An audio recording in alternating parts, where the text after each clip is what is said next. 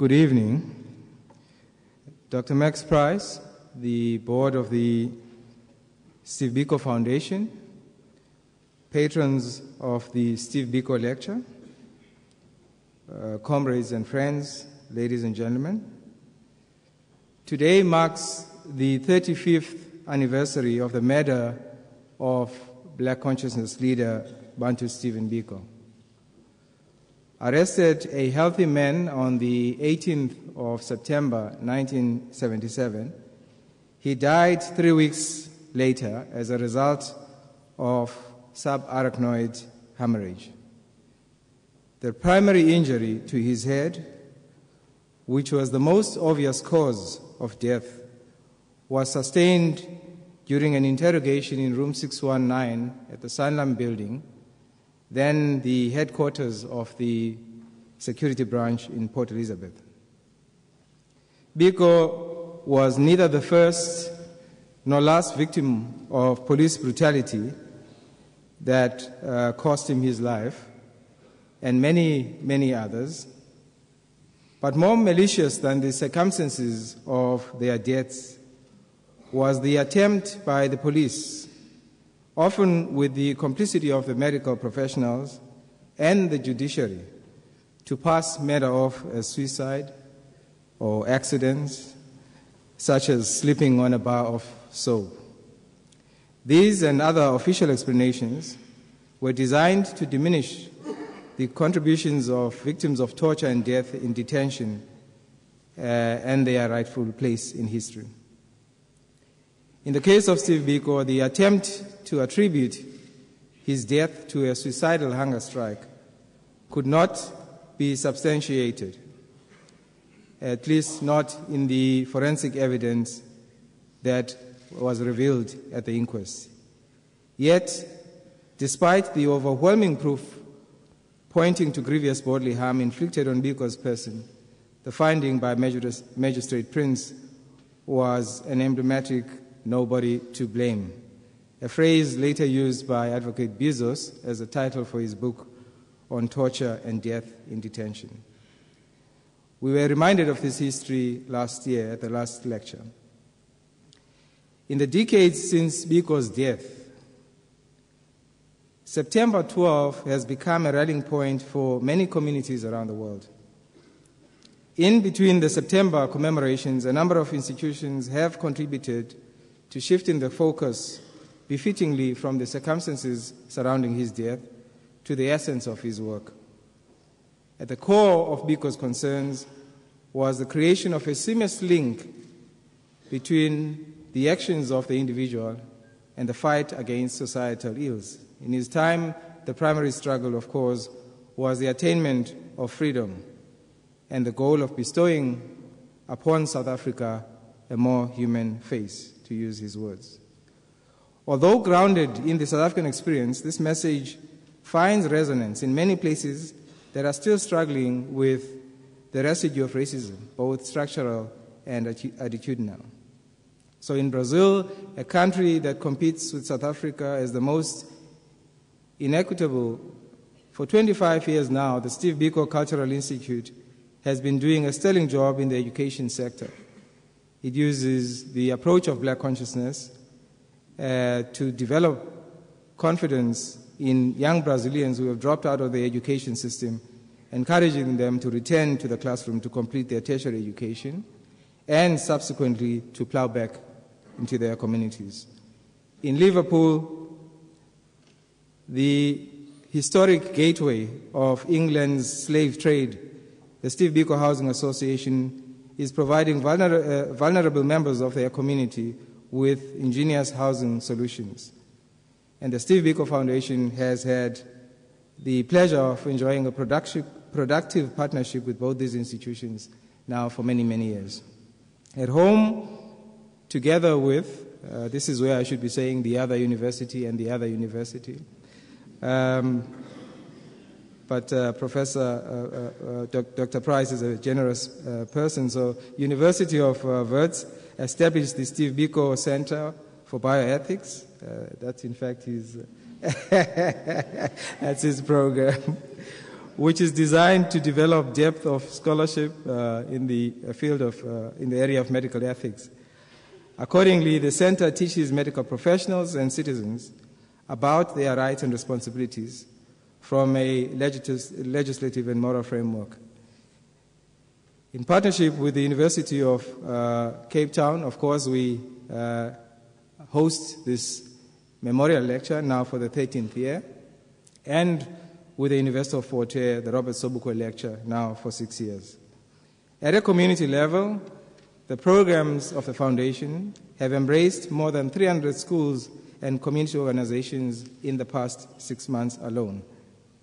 And during the course of last year, more than 50,000 people benefited from the programming in the areas of dialogue, education, entrepreneurship, sports, arts and culture, and then research and publications.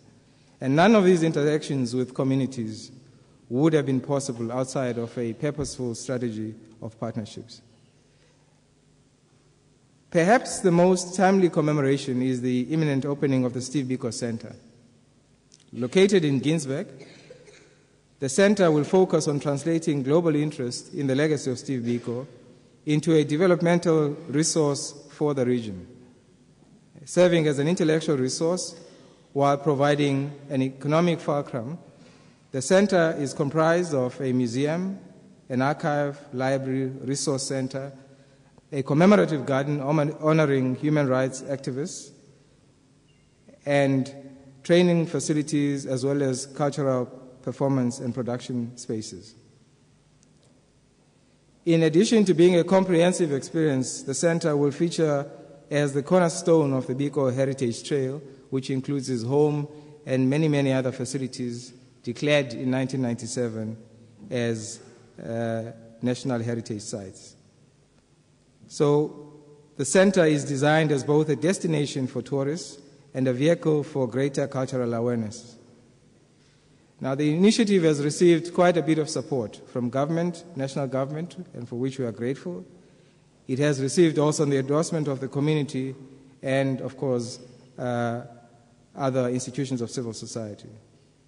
It has been recognized as a legacy project, which means Cabinet took a decision to support it, and indeed has a standing of the institutions like Robben Island and others.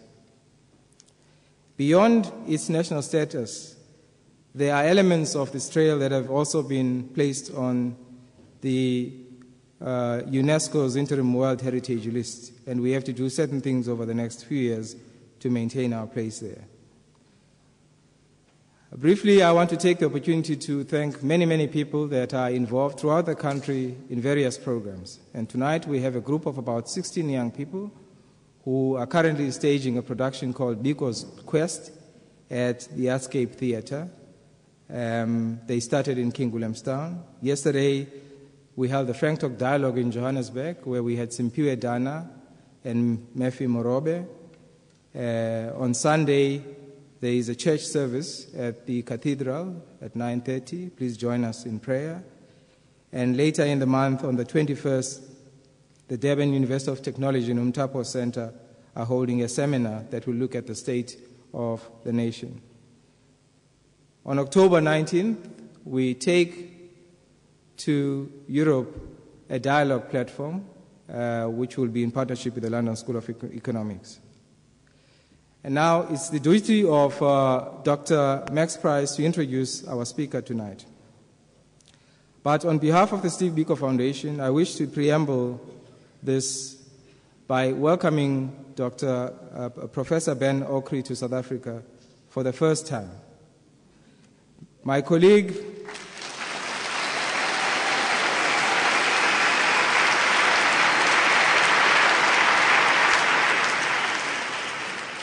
Obeno Amponsa had the opportunity to visit with him in London following numerous recommendations from patrons of the lecture. The timing of his visit is very important. Because it is South Africa's Heritage Month, it is important for us to use this time to reflect on recent developments in our country that have tested the maturity of our democracy. Of these none has so challenged the objectives of social cohesion as has the matter of the spear. On this matter, South Africans simply refuse to hear each other. Although the two positions, freedom of expression and the right to human dignity, are clearly spelled out in the Constitution, including the extent to which they may or may not be derogated, the Constitution was inadequate in providing a common ground. Once we were all speared out from the heated emotional debate, we seemed to have reached an uneasy settlement. And so I think, if we are to be frank, it's fair to say that after 18 years, we still show strong symptoms of a fragile underbelly. Our political tentacles are excessively sensitive. And it's perhaps at this point that the work of Ben Okri provides us with new possibilities. Our country is endowed with at least 11 cultural streams. In this diversity of language and culture are a lot of idioms that can help us find each other and appreciate each other's perspectives. By abandoning this heritage, we are in fact abandoning each other. Ben Okri challenges us to reckon with the limitations of the physical world. Through skillful deployment of tools from the world of folklore and mythology, he has changed the aesthetics of writing, providing us with new possibilities to reimagine who we are. His writings continue to remind us that in 1994, it was not in the world of the physical that we found that gem that took us forward. It was, in fact, in the world of the intangible. It was in the world of folklore that we found each other's humanity. We named it Ubuntu, and that's what propelled us forward. And hopefully it is in that space that we will find ways of furthering our democracy. Thank you.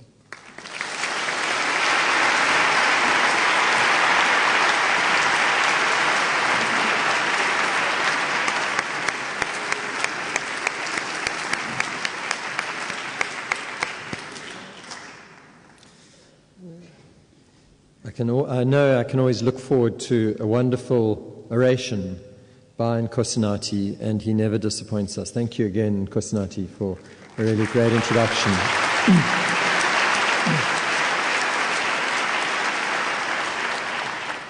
Let me just pause a minute. What's the problem?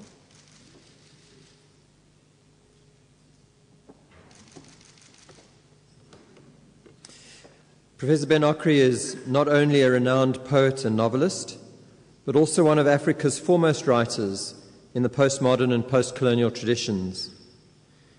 He has been compared favorably with authors such as Salman Rushdie and Gabriel Garcia Marquez. Many have found it difficult to categorize his work, and you've heard a hint of that from Nkosinathi. Okri has been referred in the past himself to his fiction as being preoccupied with the philosophical conundrum, what is reality? While his poetry and non-fiction have been described as having a more overt political tone, focusing on the potential of Africa and of the world to overcome problems of modernity. He's based in London. He has published 10 novels, including and also collections of poetry, short stories and essays. His work has been translated into more than 20 languages.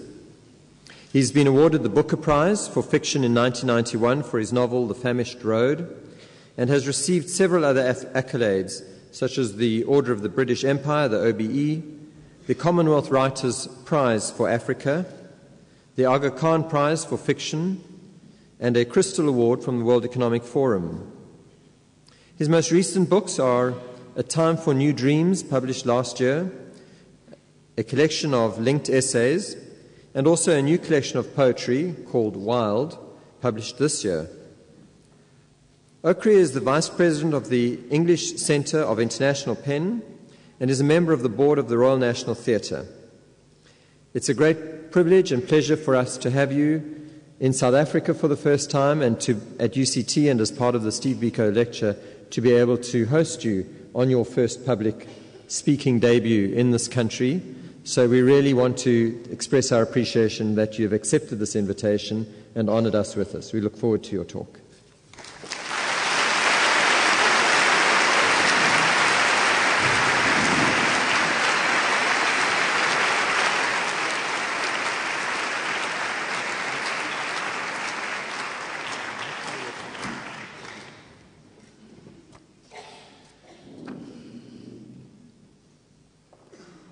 Molweni.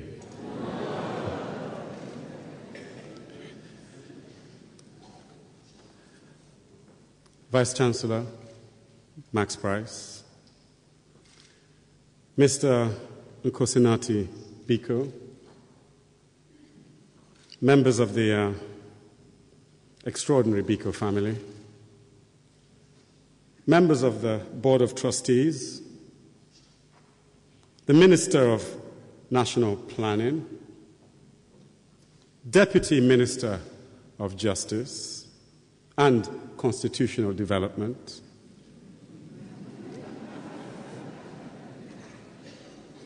distinguished guests, comrades, ladies and gentlemen, and in South African parlance, all protocols observed.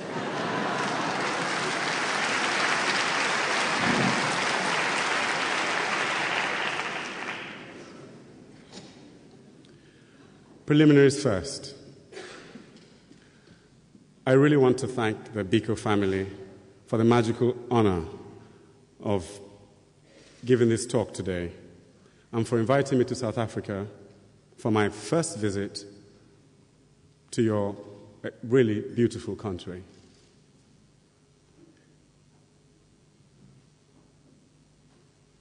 It's more than an honor to give the 13th Steve Biko Lecture, commemorating the 35th anniversary of his brutal death and transition from activists against apartheid to one of the guiding ancestors of justice and freedom, not only in South Africa, but all over the world. I want to especially thank Nkosinati for the personal invitation, as well as to congratulate him for the extraordinary work they have done in making available to the world the transfigured meaning of Steve Biko's legacy. 15 years ago, Nkosinati inaugurated the creation of a Steve Biko Memorial, and these memorial lectures have acquired great significance.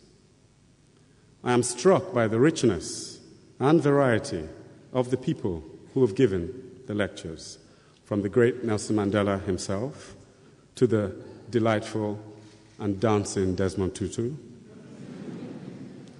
giants of Black and African literature like Chinua Achebe, Ngugi wa Thiong'o, and Ndebele, who gave the inaugural lecture, and Alice Walker, formidable presidents like Thabo Mbeki, and that legendary finance minister, Trevor Emmanuel.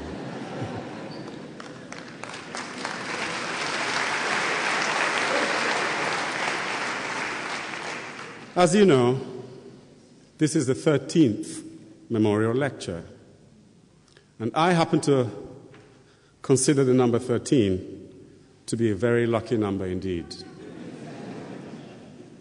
Combining, as it does, the Hebrew letter for 1, which means love, do your research, with the Hebrew letter for 3, which means unity. Maybe the fusion of love and unity in a world fatally divided and dangerously unstable may be one of the secret themes of my talk this evening. And what is the title of my talk this evening? If I'm going to be honest with you, I just came upon it a couple of minutes ago.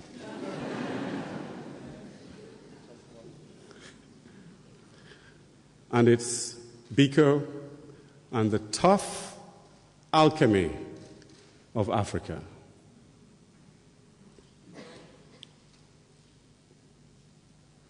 Your great struggle and your history have been the background music to our lives. We grew up with a consciousness of your struggle, and your suffering and heroism have accompanied us through the years. In a sense, your struggle highlighted to us, all over the continent, the meaning of justice. As a child growing up just after independence in Nigeria, one of the first moral questions about the world was posed to me by your circumstance. That there was a country, that there were countries in which it was enshrined that one race was inferior to another and that one race can dehumanize another, posed to me questions that went right to the very root of existence. For many of us, it even made us question the existence of God. Such injustice, we felt, could only exist in a godless universe.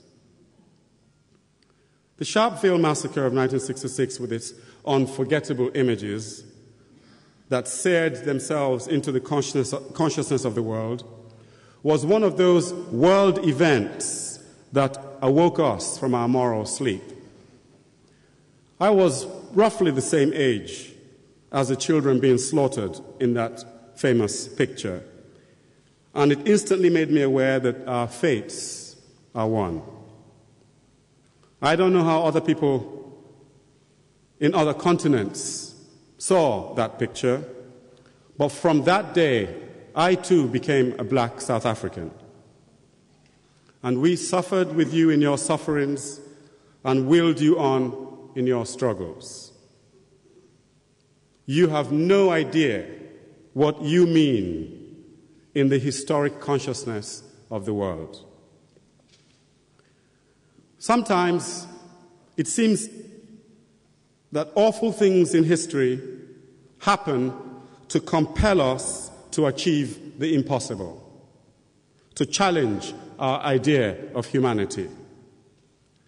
Your struggle, mirrored around the world, is one of the greatest struggles of our times. It poses and continues to pose the biggest questions facing humanity, massive philosophical questions that have never really been tackled by the great thinkers of the human race. These are some of the questions which your history posed. Are human beings really equal? Is justice fundamental to humanity, or is justice a matter of law? Is there evil? Can different races really live together? Is love unreal in human affairs? Why is there so much suffering? Why do some people seem to suffer more than others? Can the will of a people overcome great injustice? Can a people transform their lives and their society through the power of a new vision? Does God exist, and is God unfair? All across the continent, and everywhere where the human heart responds to the suffering of others, these questions were a nagging kind of music. All across Africa, these questions troubled us. And among the voices that articulated a profoundly bold and clear response to these big questions of fate, injustice, and destiny, one whose voice pierced our minds was that of Steve Biko.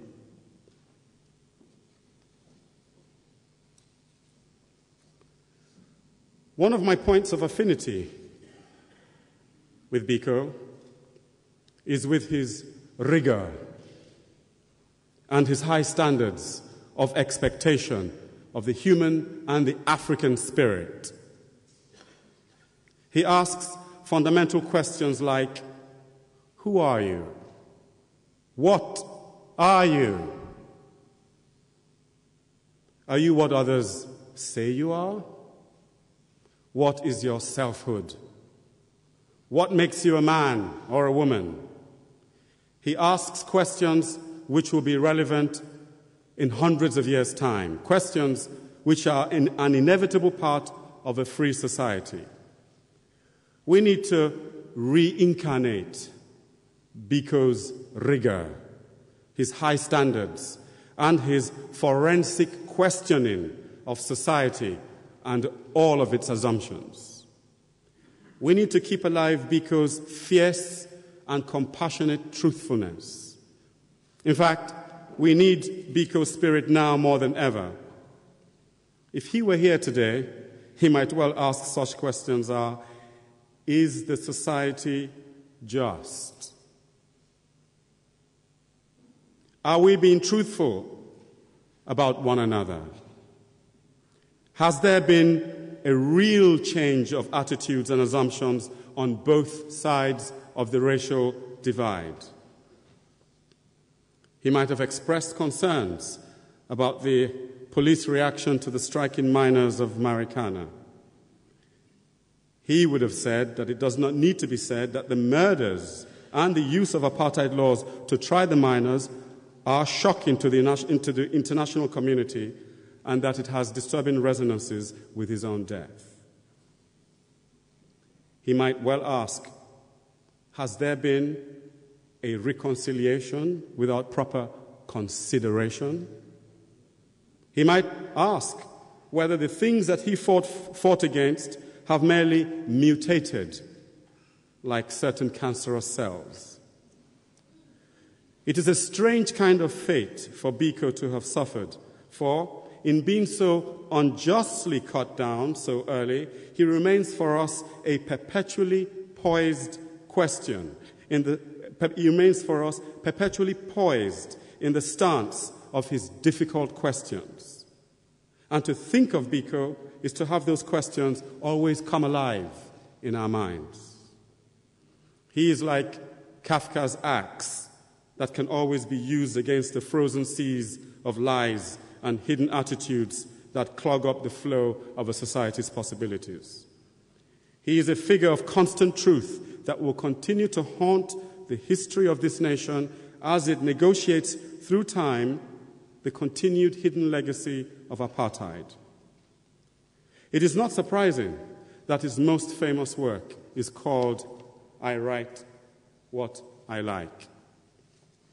In a sense, Biko transcends politics and has in him something of the terrible integrity of the true artist, one who, with hammer blows, will relentlessly pursue his vision of exalted truth regardless of its consequences.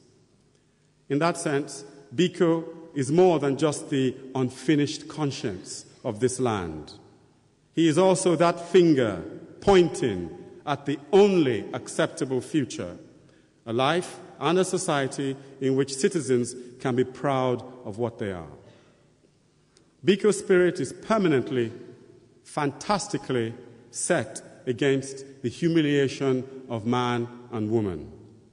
His spirit is set against the mediocrity of consciousness, the mediocrity of a consciousness that lives without a sense of what is happening to others. He is not an easy guide. He does not like laziness or lazy thinking. He has the rigor of a young man who will not accept that a decent life is impossible for his people. He will not accept that an agreement has been reached without frank and exhaustive dialogue. He may well think that too much has been given away too soon. He may even think that the people who have not honestly acknowledged the depth of the injustice they inflicted on others may still, in fact, harbor the seeds of those injustices. In many ways, Biko reminds me of Nietzsche. He did not trust pity, and he might have thought forgiveness not really forgiven till the fire of truth has been brought into the consciousness of the one to be forgiven. Generosity without steel can be a weak thing, just as steel without generosity can be a cruel thing. This may be one of the real tragedy of Biko's death. The apartheid struggle needed its dual strand, its hard and its gentle, its sternness and its compassion, its fire and its water. With the murder of Biko, some tougher questions which would have been insisted upon might have found a more authentic advocate. The fact is that a nation cannot escape from itself and from all of its truths and all of its lies. If its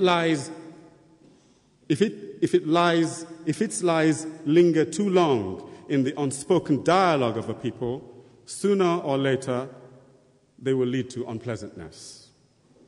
Even though Biko be absent, the people in the shanty towns, the poor and the hungry, feel the shadow of those lies, feel the pointedness in their lives of the questions that Biko might be asking today.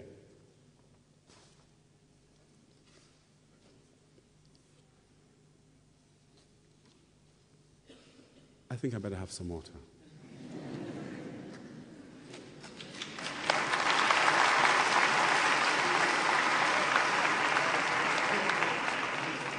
Thank you.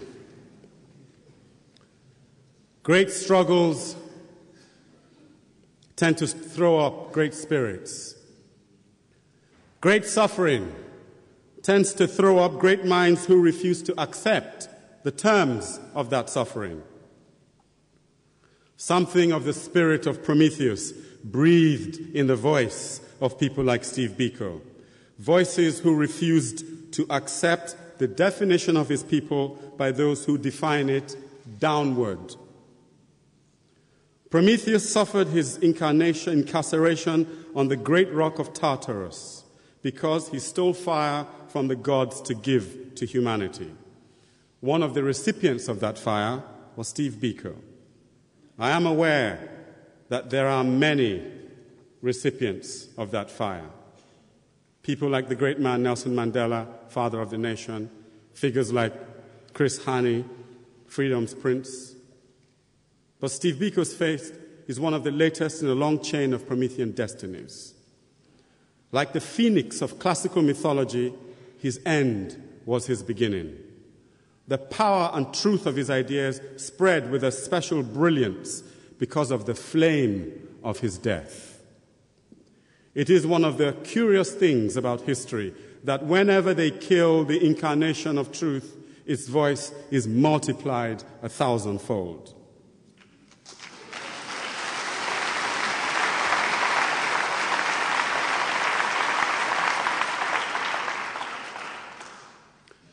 Your history has taught the world a thing or two about the human spirit. From you, we learned that eventually the spirit is unconquerable.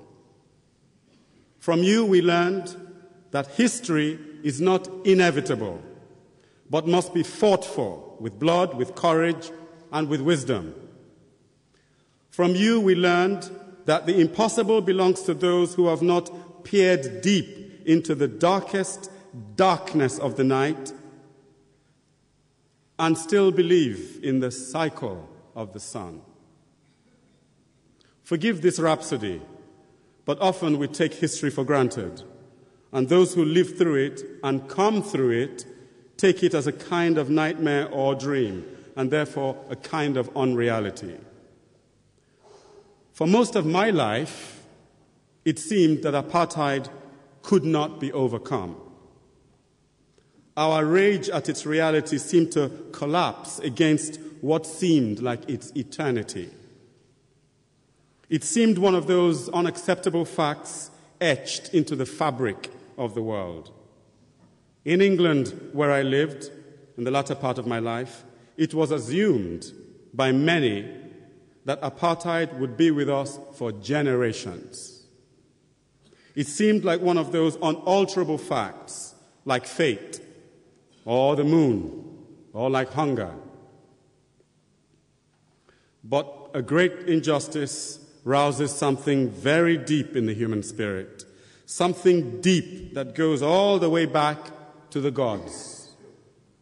You can almost say that great injustice awakens in us the same forces that shape the world, a force greater than destiny itself, a force that comes from the fire of the demiurge, a force that tears down mountains and throws up continents, a force like a bursting volcano, a force of thunder.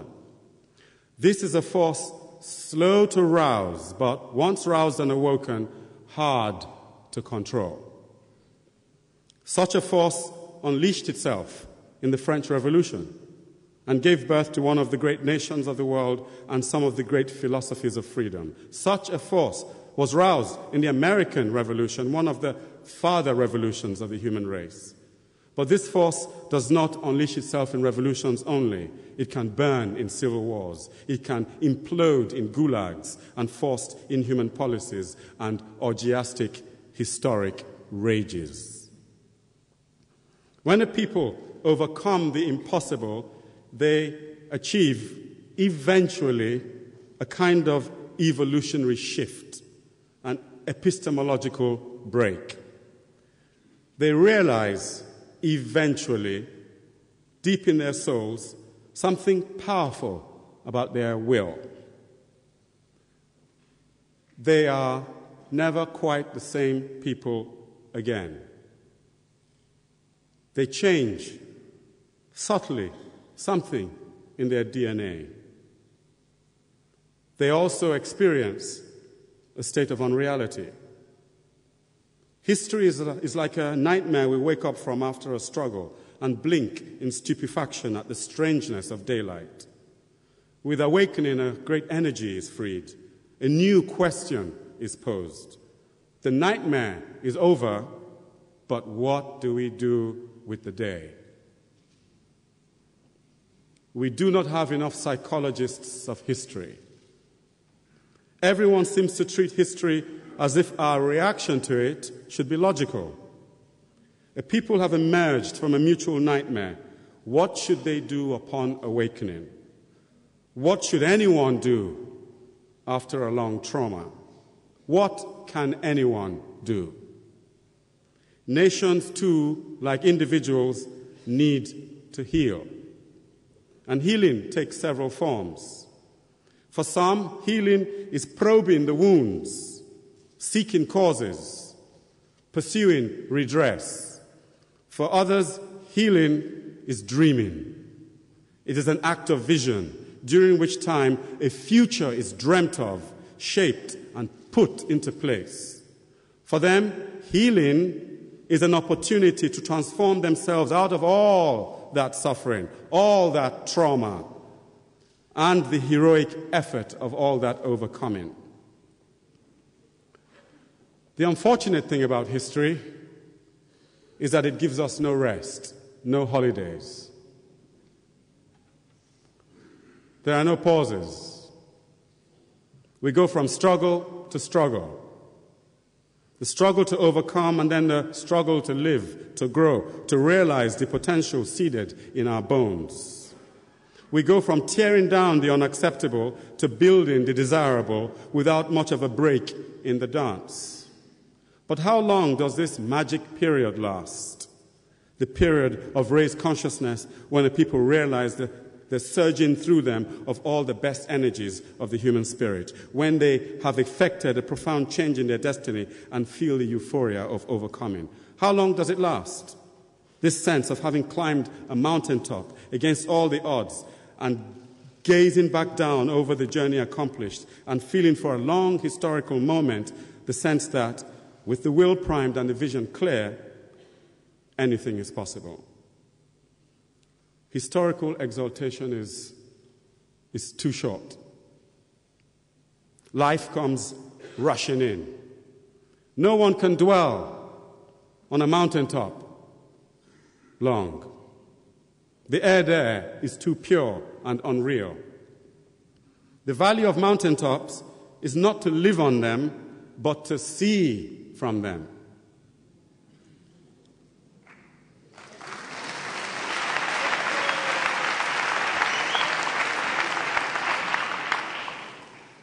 To see into the magic and difficult distances, to see something of the great journey still ahead. To see, in short, the 7 mountains that are hidden when we climb. It may be only once that a people have such a vision. Maybe very, very great nations have such a vision a few times. And each time they do, they effect a profound renewal in their history and take a quantum leap in their development. Most nations never glimpse the mountaintop at all, never sense the vastness and the greatness of the gritty glory that lies ahead of them in the 7 mountains, each concealed behind the other. Maybe ancient Greece saw such a vision a few times and dreamt up its notion of a flawed democracy and left its lasting legacy in its architecture, its literature, but above all in its political structure for unleashing its genius upon the world. Maybe ancient Rome saw such a vision a few times too and built its straight roads through history, wrestled with the idea of freedom and tyranny, and conquered a sizable portion of the known world, and left for us their ambiguous legacy of empire, literature, and might. But it is not often that a people reach a mountaintop and descend with a rich vision of a transformed life for all of its people, and then set about realizing it. Too often, the euphoria gets swept away into an ideology of state. Too often, it is squandered. Too often, that great moment is lost, never to be experienced again, and eventually forgotten in the mountainous piling up of day after day after day after day of ordinary reality, the mire of history, till disillusion and despair and boredom set in. And a people who could have given mankind a new reality of how a society can be in a world where so many good dreams are failing becomes our lost moments when we too could have been a light to the world. Or maybe for a nostalgia for what can be, the hope that we too can effect our own modest daily overcoming against destiny. We like to believe that those who suffered can show us the true meaning of that suffering, which is to point a new way for humanity to be. There is no greater value to suffering than in having the authority to create a better, fairer, truer, and more beautiful life for its people. There are those who think that suffering brutalizes and dehumanizes and turns men and women into animals. There are those who see in Africa's troubles nothing but what they unintelligibly call African nihilism. There are, to be sure, many cracks and fissures in the human spirit, and unimaginable horrors have been unleashed in Europe and Asia and America. History shows no one to have completely pure hands. But those who have had injustice perpetrated on them, who have suffered unbelievable variations of humiliation and brutality, ought to have a special light and vision on the nature of justice. This will be true, of course, but for what Hamlet calls bad dreams. Hence, the necessity of that unique kind of healing. Personally, I favor healing as dreaming. A society comes through fire and nightmare, and it ought to heal through dreaming. Not the dream of sleep, but the dream of vision. In some ways, unreality is easier than reality. And the reality of freedom demands more consistency, vision, courage, and practical love than was suspected in the unreality of injustice. And what defines a society is not how it overcomes its night, but what it does with the long, ever-after days of sunlight. Some will say that we emerged from the night with our hands tied, and that the sunlight still has a lot of night in it, and that the terms of our freedom and the context of our independence put lead weights on our feet in a field where others have been running with free feet and machine-assisted feet for hundreds of years before we entered the strange game.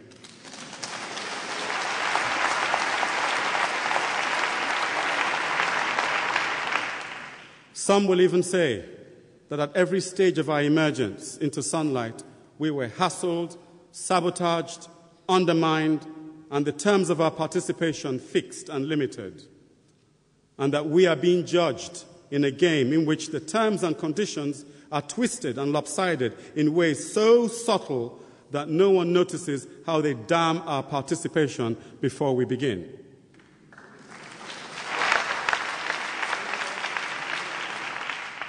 Some will say many such things. How we play not our game but the game of others, and how our leaders are confused,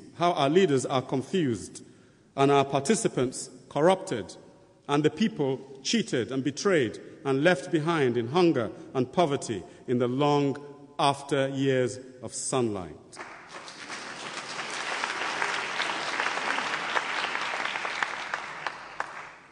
These things may or may not be true.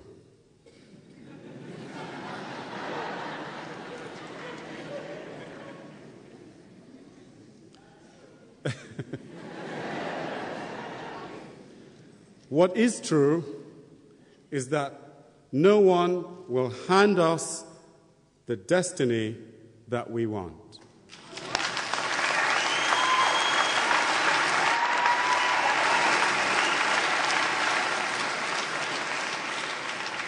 No one will carry us to the future that our bones and our history crave for.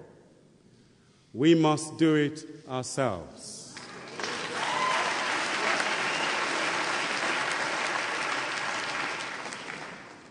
It seems that the courage and the ingenuity and the toughness required for getting us out of the night are indeed required much, much more for the ever after day of the long after years of sunlight.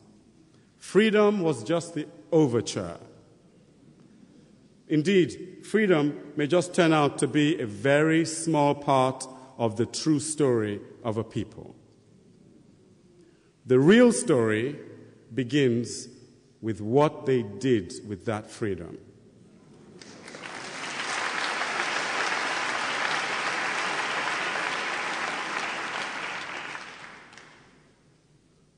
Part 2.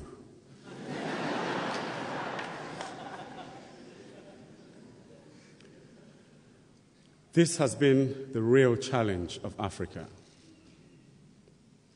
This has been the real challenge of our times. Can we make something worthwhile of our freedom?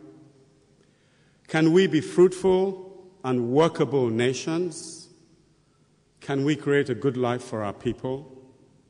But more crucially, can we make sustained and important contributions to the world and help in our own way to take forward human civilization? On the whole, it can be said that African nations began with hope, fell into chaos, and staggered into dependency. Or to take another variation, it can be said that African nations began in unity, collapsed into multiplicity, and stumble in division. Or to weave one more jazz note of history, that African nations began in dreams, were overwhelmed by reality, and stumble about in nightmare.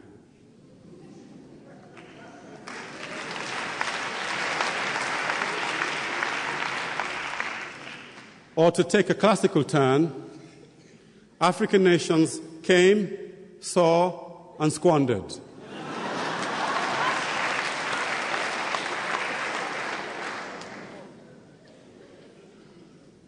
All across the world, in the late 50s and 60s, could be heard what Byron once called the first dance of freedom. Not long afterwards came the cry of failure as civil wars, tribalism, coups, and corruption descended on the recent freedom dances. Then came the long decades of anomie that was such a feast of gloating and salivation for Western observers and their Naipaul converts. People emerged from the African world into a European-shaped reality in 2 or 3 generations, and no one wonders that there would be some confusion. People entered an arena in which others had been shaping themselves as nation-states over hundreds of years, and no one wonders that they would at first seem inadequate. The fact is, we might have lost control of our self-perception. We might have lost control of how we see ourselves in the modern world. We see ourselves and measure ourselves with outwardly determined standards. We don't play our game.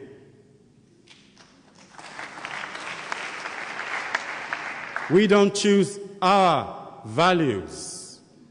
But more seriously, emerging from African reality into modern reality has had one major effect. Time has gotten speeded up for us. We are having to accomplish in 10 years what it took European nations 2,000 years to accomplish. Africa is having to compress in a short time her own equivalent of the Roman conquest, the Viking marauders, the Black Death, feudalism, the Civil War, the Industrial Revolution with its dark satanic mills, capitalism, the Poverty Act, the union of the 4 warring nations, and the unholy spoils of colonialism, all into a few solitary decades.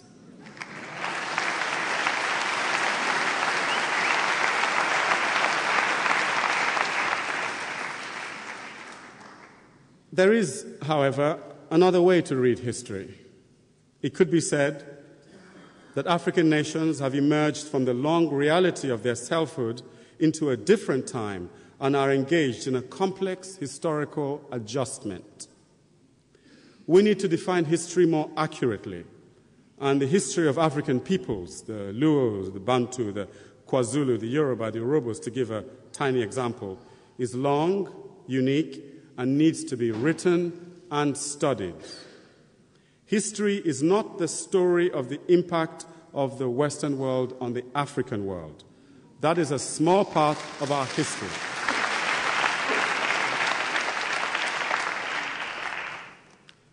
History is not objective. The meaning of history keeps on revealing itself through time. Like a text of infinite interpretability, history yields new meanings in relation to the eyes that behold it and the pressures of the times. History may be memory, history may be vengeance, history may be redemption, but whatever history is, it is too soon to extrapolate the meaning of our recent histories. Those who write about history in haste and fall into quick judgments find that the long unfolding of events change the meaning of the facts upon which they based their judgments. Time is a great ironist. The historian who makes a quick judgment against the United States of America right in the middle of her apocalyptic civil war would be made foolish by the unfolding destiny of that nation. History may be fact. History may be dream. History may be revelation. It is not how things are that count. It's what you do with them, what vision you have, and with what strength you march towards that vision. We need a new consciousness. History is always responsive to a new consciousness. Part 3.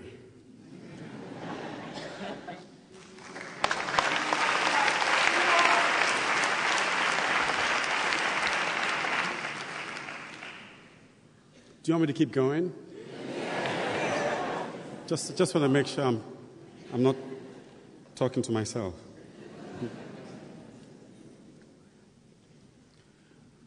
They say the greater the mistakes, the greater the lessons that can be learned. Africa has surely made enough mistakes for us to learn from. Among other things, we are rich in mistakes. Some nations in the world made their mistakes over thousands of years. We made ours over decades. We have made enough mistakes to become nations of genius if we had that inclination. Maybe that is why there is the beginnings of a new consciousness, a new stirring of national success slowly creeping across the continent. But what are some of these mistakes? The slide towards dictatorship and tyranny, corruption becoming a natural part of the national fabric, the depletion of national resources by a ruling elite, the erosion of civil liberties, the failure to realize that nations can die just like businesses, companies, or individuals. You do not need me to tell you that if Biko were alive today, his cry to Africa would be to put its house in order. He would be appalled at the civil wars, the failure to feed and educate the people, the greed of government officials, and the general failure to live up to the promise of the great struggles for liberation. He would be harder on us than our critics, because he would expect from us the highest standards of national life. I interpret black consciousness not only in relation to the history of oppression. I interpret it also as an injunction to the highest fulfillment of a people's possibilities.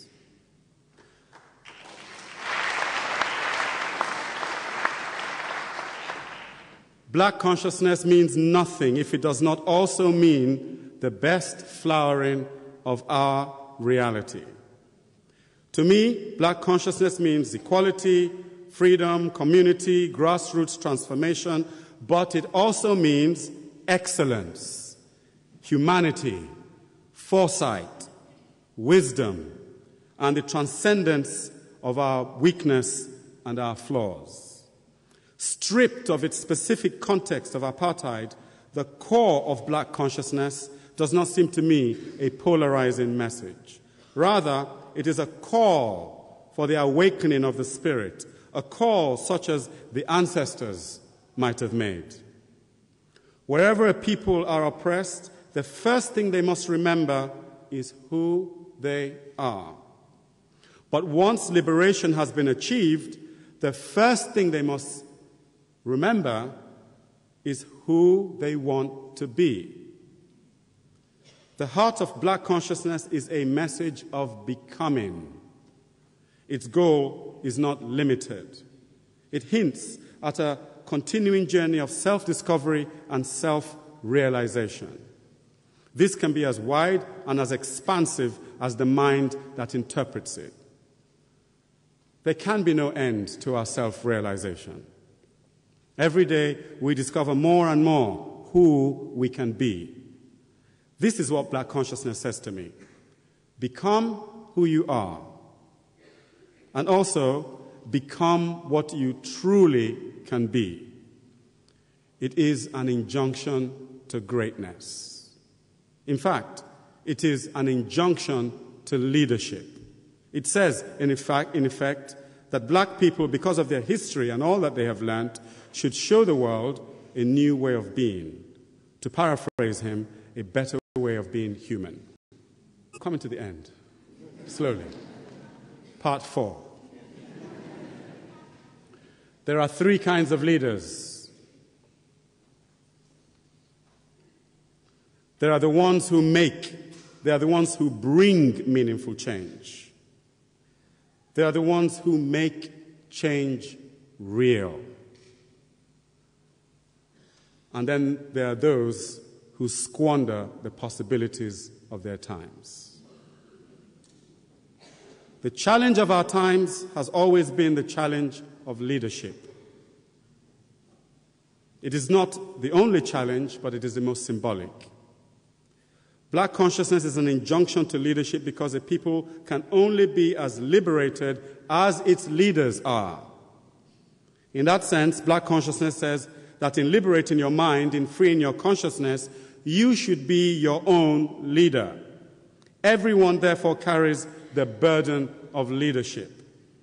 To that degree, the leaders that you have says something about the kind of people that you are.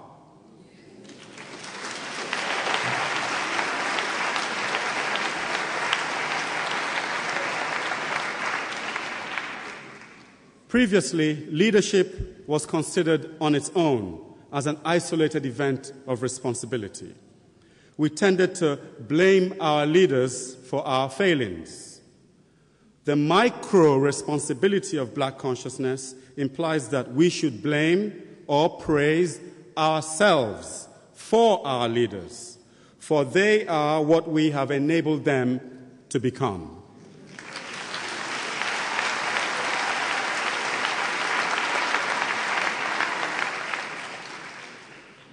To me, black consciousness suggests that the people take the responsibilities for their lives, their societies, their destiny.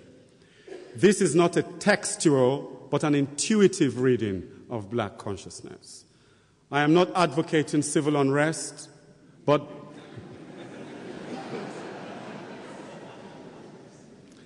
I'm not advocating civil unrest, but that the people are complicit in how their societies are run, how their history turns out. The people cannot be passive about the single most important thing that affects them, which is the running of their lives. In that sense,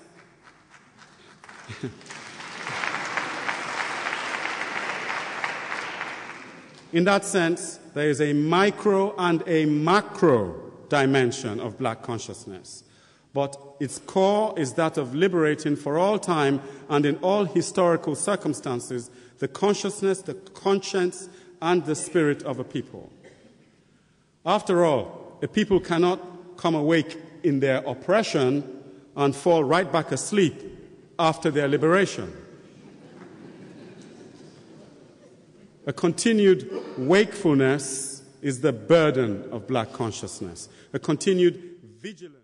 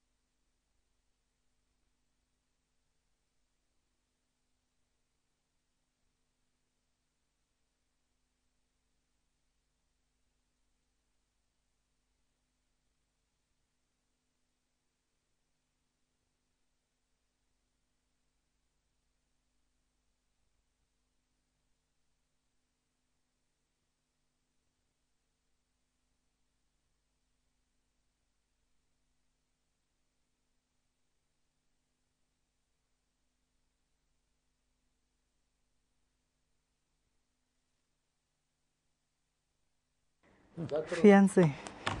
Ah.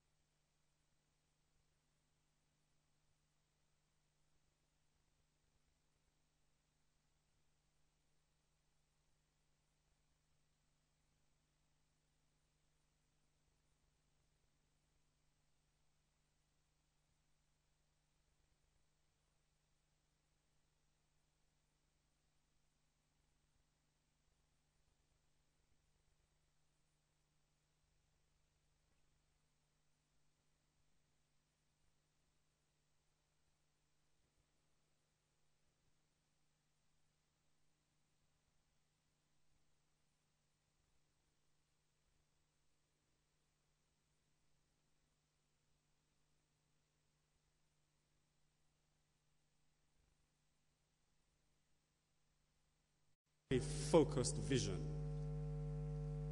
Japan, the Soviet Union, and China, in some ways, exemplify this. They try to bring about fantastic transformation in society in a very short time. The results are often ambivalent. With Stalin and Chairman Mao, millions died, and the specter of the gulags haunt such experiments. Only Japan uniquely showed the fruitfulness of this difficult way. But for nations of diversity involving a land of many tribes and many races, the ideal seems to be the wet way. Europe took its time to arrive at its current stability. America needed 200 years and a civil war to become itself. We must measure time differently.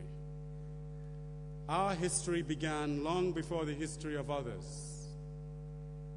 We must measure time not in the length of oppression but by the persistence of our dreams. And our dreams go back a long way, way beyond the fall of Carthage, which Mandela says we are to rebuild, and way beyond the first imperfect Egyptian pyramids. The cycles of time, like the inundation of the Nile, have deposited on us the immeasurable silt of human experiences. We have great wealth in all that is at the root of humanity. If there is a correlation between experience and wisdom, between suffering and understanding, Africa is the richest delta of possible transformation. The dream of our ancestors nestles in the Rift Valley, when the greatest enemy of man was not man, but night itself. Our ancestors battled with all manner of monsters and evils within and without. And this long period of time, the long march to civilization, must have forged in them some unconquerable sense of the human spirit.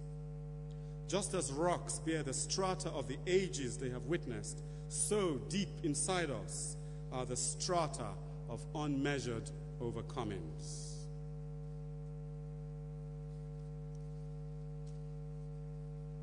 Let us be tempered.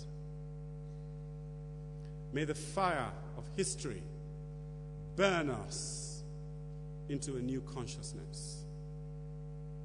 Let the white learn from the black, and the black learn from the white. I'm quoting Taoism here.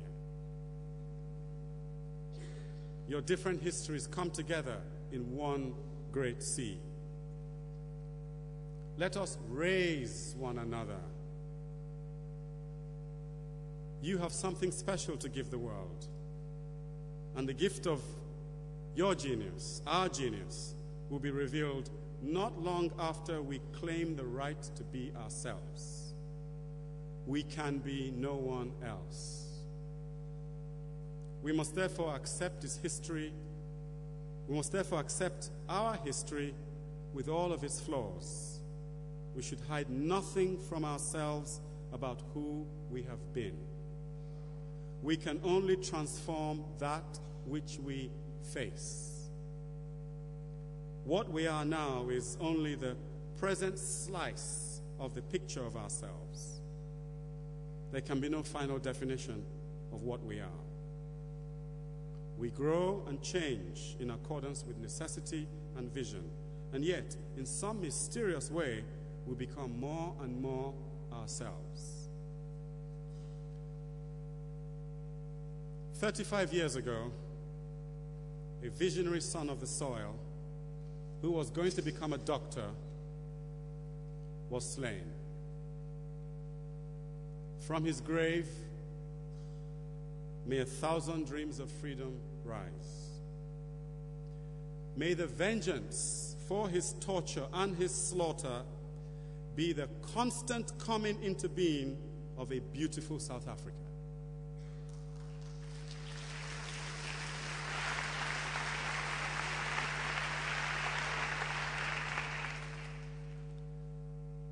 A beautiful South Africa, where the frisson between the races be always creative and compel them towards dynamic harmony, and where the intelligence in the rich nurturing of citizenship is nourished by the dragon's blood of his and other martyrs' immolation. Pass the word on. Pass the word along the 5 great rivers of Africa, from the Cape of Wise Hope to the sinuous mountains and the tranquil savannas. Pass on the word that there are 3 Africas. The one that we see every day, the one that they write about, and the real magical Africa that we don't see, unfolding through all the difficulties of our time like a quiet miracle. Infect the world with your light. Press forward the human genius. Our future is greater than our past. Bless you all.